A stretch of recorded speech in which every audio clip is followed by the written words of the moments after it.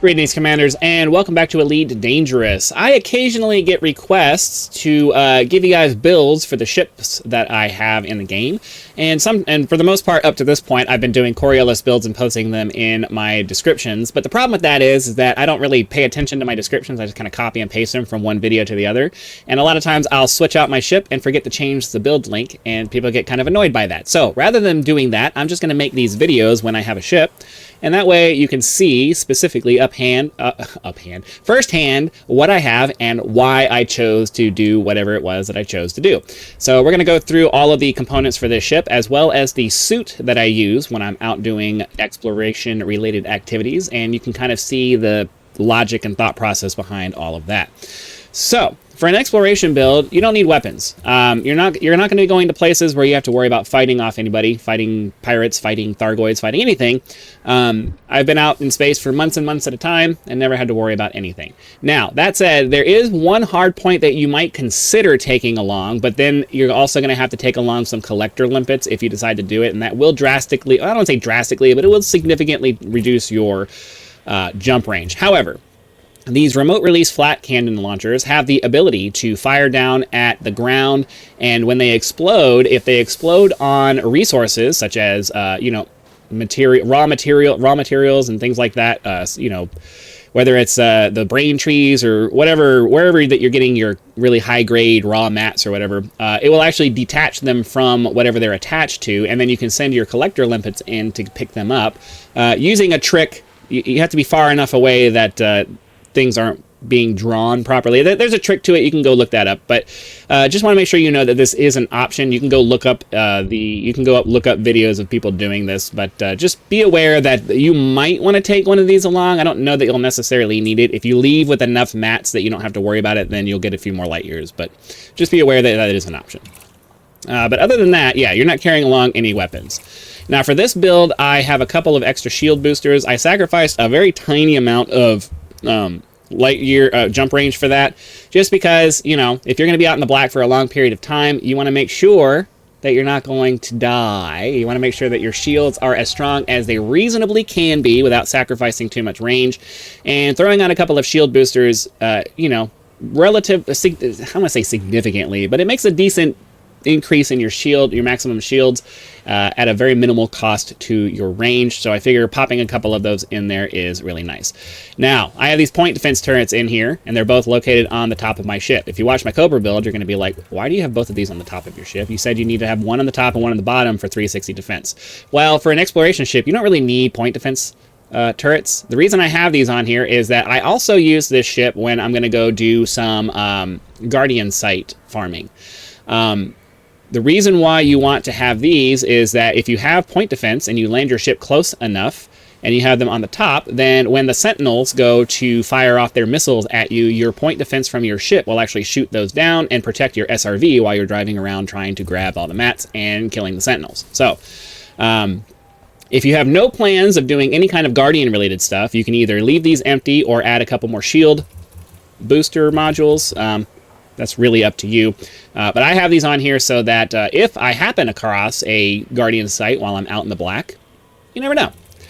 As far as our primary internals, we are going to be looking at lightweight, modified with increased lightweight. If I was actually going to go out into the black in the relatively near future, I would fully engineer this and also get whatever experimental effect I can get for this, but I just kind of half-ass modified these just to get what I could with the materials that I had on hand, because the Mandalay came out after I returned from the black, and I don't really have any plans on going back out. But ideally, you want max lightweight modification, and then I don't think there's an experimental effect for the armor that's going to make it lighter. So I think all you get is the lightweight. So that's what you would end up doing.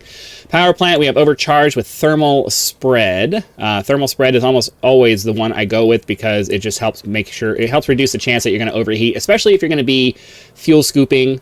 You want to make sure that you have the maximum amount of heat management possible. Thrusters, now this is the point of contention for a lot of exploration pilots because a lot of people really fixate on that jump number. I want to have the maximum jump number. I want to make sure I have as many light years in my jump as possible. However, for survivability, I have found that maxing out my thrusters for an exploration build is far more valuable than the 2 or 3 light years that I might get by going with a smaller thruster pack. And that's because you want to make sure that you leave yourself some room to make mistakes, because when you're out there in the black and doing the same tasks over and over and over again, you're going to find yourself in a position where you're not paying attention, and then you're like, oh crap, I'm going to hit the ground. And having stronger thrusters to help you react and recover from that position is just, it's a peace of mind kind of thing. And then also just the fact that you might find yourself in some high gravity situations where a smaller thruster pack isn't capable of even handling that. So you just want to make sure, I always recommend that no matter what you're doing, you always bring the highest grade, highest size and highest grade thrusters, and max out the speed that you can, the power that you can get out of it with some kind of clean or dirty drive tuning and the drag drives. That's just the way I always go with my thrusters. The minor loss of light years that I get out of my drive is completely worth it to me, to just have the peace of mind to say that my ship is going to be able to react when I need it to react. That's my personal opinion. You are free to adjust based off of what is important to you. As far as our frameshift drive, we are running the pre-engineered 5A frameshift drive that we got off of the Titan Cosijo or whatever. If you didn't participate in that, you won't have access to this. It doesn't matter. You don't need this to go out into the black. This particular drive doesn't really add that much range. I think it added like a couple of light years. It's not really that big of a deal. Just go with the regular standard 5A SEO drive and engineer it with grade 5 increased range and the mass manager. This module comes with all of that automatically applied, but that's what I would have anyways. Increased range and mass manager. That's all you really need, and that'll get you max range out of the ship. For life support, we are going to go with the 4D, which is the lightweight version of the life support, which gives us a little bit more range. And it has the lightweight modification. Obviously, this has the same problem that my armor has. I didn't have the materials to get all the way up to level 5, but I'm not really going out into the black anytime soon. Anyways, if I do plan a trip out into the black, I will actually take the time to go gather the materials and visit whatever engineers I need to visit to get all of the full-out maxed out lightweight. But if you're going out into the black, you definitely want to make sure that this is maxed out as it can be. Now, with the power distributor, you want to go with the smallest power distributor that you can get away with, because you're not going to be firing any weapons. The only thing you really have to worry about is your engines, and for the most part, a smaller power distributor isn't really going to mess with your engines too much. Now, obviously, if you go with too small of a power distributor, you won't be able to boost, so you have to figure out that balance. For this particular ship, I did a Coriolis build and was playing with it, and I found that the 3A with the charge enhanced and super conduits works just fine. And you know, the smaller power distributor, the power distributor size that you go with actually does make a fairly big difference with the range. The bigger you go, this actually takes much bigger chunks out of your range. So you definitely want to go with the smallest you can get away with. For a combat build, I would recommend going with the biggest power, the full size power distributor maxed out and everything, because you just want to have max weapons and everything. But for exploration, you want to go with the smallest you can get away with. And then sensors, I just had the 5D sensors with the lightweight on there just to minimize their range. You have to have sensors of some kind, and you know, they're kind of important for various different activities that you're going to do, but you don't need the long range or any of that stuff that you would need for a combat build. You basically just have them there so that you have some kind of sensor control. And then the regular fuel tank, that's it for that. For our optional internals, fuel scoop. You absolutely have to have a fuel scoop. If you're going to go out in the black, the only way you're going to get fuel is with a fuel scoop. And as every other explorer, this is one thing that I don't think anybody disagrees with. You always, always, always go with the absolute biggest fuel scoop that you can get. If you have to choose between going with a the highest grade of frame shift booster or getting the biggest fuel scoop, you always pick the fuel scoop.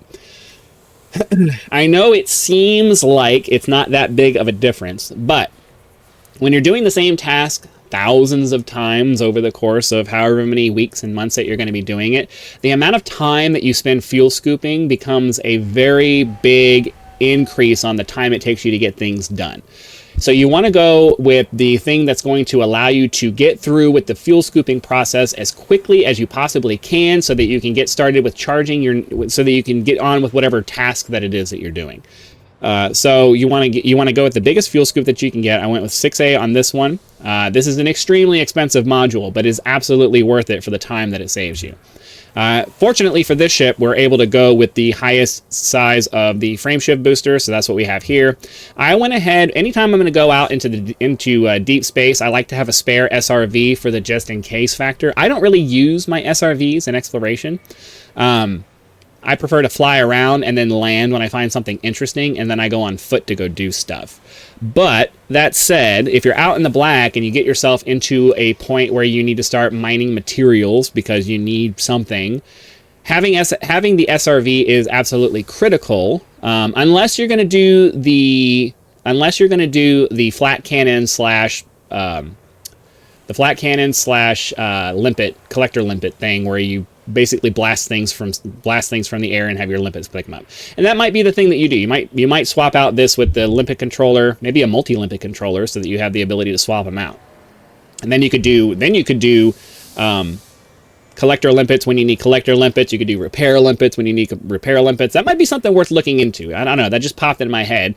But if you don't, the basic thing that you're going to do is you're going to want to have SRV, so that if you need to land and go mine some materials, you want to have some method of grabbing materials when you're out in the black. So having this, I like to have a spare of things whenever possible, so that's why I went with that. I have the 2 auto field maintenance units, which allows you to repair your systems as you're out in deep space. These eventually run out, but you can reload them with materials. Bi-weave shield generator. For your exploration build, you basically want to go with the smallest shield generator that you can get. You definitely want to have a shield. You do not want to go shieldless out into the black. And the reason for that is that the shield protects you from the random scrapes that you may have with the ground or whatever else it is that you're flying around. If you have a stupid moment where you're going a little too fast and you tap the ground and it damages your armor, well, you can only do that so many times before your ship explodes. So having a shield makes it so that any mistakes that you make gets absorbed by the shield, and then your armor doesn't have to take a hit for that. And then cargo racks for if you happen to come across anything out in space. It would suck to be way out in the black and all of a sudden this really crazy, rare, random thing pops up. I've never had it happen. But we don't have anything else to put in these slots anyway, so put some cargo racks in. And then you want the detailed surface scanner. I went with the expanded probe scanning radius for these because it makes it so that you have to fire less probes to get that awesome bonus for scanning the planet. And then Super Cruise Assist and Advanced Planetary Approach Suite. And that's pretty much it for our ship. Hopefully some of that made sense to you. Let's go ahead and talk about our build for... I was trying to... No, I want to wear that. I want to look at our Explorer build. Here we go. All right. No, so this is the suit that I use whenever I go out doing exploration. And as I said in my last video, I always do night vision. All of my suits have night vision. I will not have a suit that does not have night vision in it. That is a prerequisite for any suit that I have. Get night vision. It's really nice to have that whenever you're in a dark situation. You'll actually be able to see what you're doing. Night vision is important. Improved jump assist is actually really, really nice to have because it makes it so that if you end up having to land relatively far away from whatever it is that you want to go look at, you can basically spend the entire trek from your ship over to whatever it is that you're doing, boosting over towards it. And why that's important is that anytime that you're boosting, you're not sprinting and you're not using up your physical energy, which, you know, after a little bit you get tired and you have to stop and like walk for a second. If you're able to just consistently boost, you know, you're able to go much further before that thing happens. And if you're able to learn how to make it work and time it right, you end up never having to slow down. You're able to basically just do max speed all the way. So improved jump assist is really important. The reduced tool battery consumption could be important depending on how you play. I pretty much stay right next to my ship almost all the time, but having all of your tools use less power is just a really good thing to try to do when you're doing exploration related activities.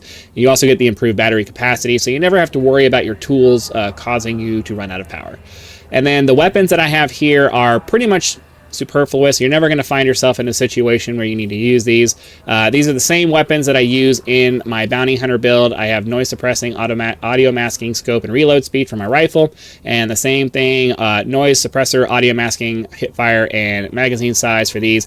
You're not going to use these in an explorer build, but I figured since I had them, might as well have them as part of my loadout. So that's it for the suit here. That's it for the ship. Hopefully all of that made sense to you guys. Make sure you can obviously adjust any of this to be a little bit more consistent with how you do things. The way I think about processes may not necessarily be the way that you think about them, so feel free to adjust them. But for those of you who want a jumping off point, there it is. That's my exploration build. So hopefully you guys enjoyed that. Be sure to click the like button, subscribe to help us reach 10,000 subscribers. Join as a member for early access to videos, among other perks. Or you can just use YouTube's version of a tip with that thanks button. I also have PayPal and Patreon links in the description if you'd like to support the channel outside of the YouTube economy. So again, thank you very much for watching. Be sure to come back for our next video, and I'll see you then.